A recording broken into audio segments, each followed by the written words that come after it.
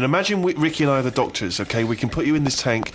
All we need to know from you now is what your perfect life is. We're going to program it in the computer. You're going to wake up tomorrow. You won't know this conversation's happened.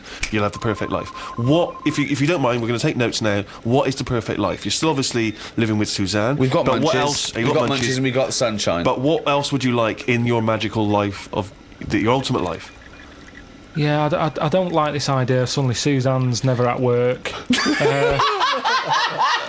I just think you need a bit of the badness to have the goodness. Right. But the difference is when I next get British Gas round, they go, "Oh, Mr. Pilkington, yes, Oh my God! the boiler so is he'd like fixed." to have a virtual life, so his boiler's fixed. No, your boiler still goes wrong in your dream, but it gets fixed. But you don't even need a boiler. You could be the perfect temperature all the live in the time. Caribbean anymore. I don't like the idea of too much change. I don't want that much of a change. But you won't realise it won't feel like change. Yeah, but it's that old chestnut, isn't it? It's the thing of like, what's my problem then? You've got the problem gene in your head. You've got to fill it with a problem. Yeah, he's not a geneticist. Got the problem hole in your head. No, it's got the problem hole in your head. Shut up, Ricky. Let him say what he needs to say. He's got a problem hole in his head. He's got a problem hole in his head. It's called his mouth. Yes. Right, that is your problem hole. So, if someone comes up and they go, "I've fixed your boiler." Sorry, could I just ask... No, let him speak. Let me ask one question, Steve. Is the problem hole different from the problem gene, or is that a new term for... No, you put things through the problem hole and they end up in the problem gene. You feed something in the problem hole... Is that right, Carl? It goes through the problem tube into the problem gene. Okay, so it's down the problem conduit. Okay, go on. Right.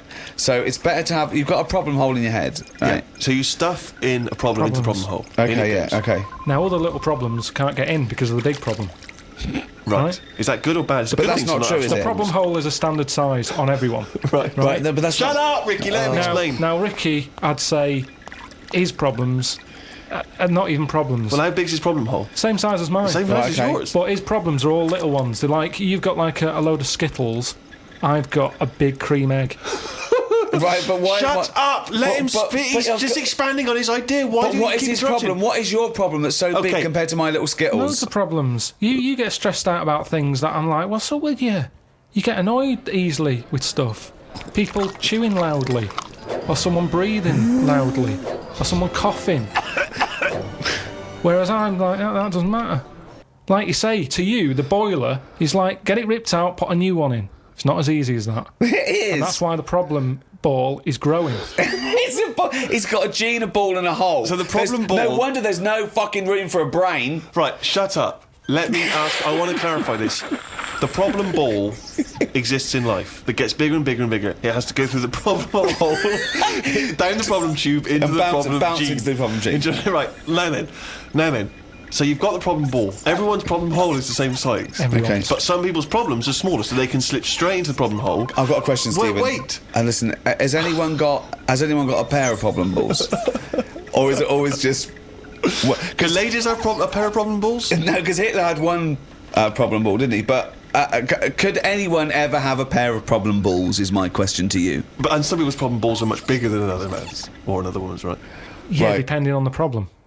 So you could have you could have a pair of problem balls and one problem hole.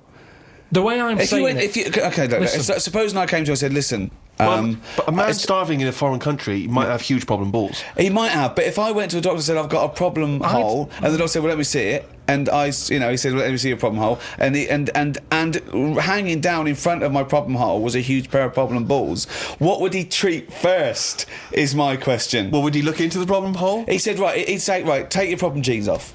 Right? I want to see your problem hole clearly. But he would put his hand or his finger into the problem hole to try and remove the problem ball, wouldn't he? He could feel the problem balls, but he'd have to insert his finger into the problem hole, wouldn't he? Right. Okay, so Carl, go on then. I'll just get in the tank.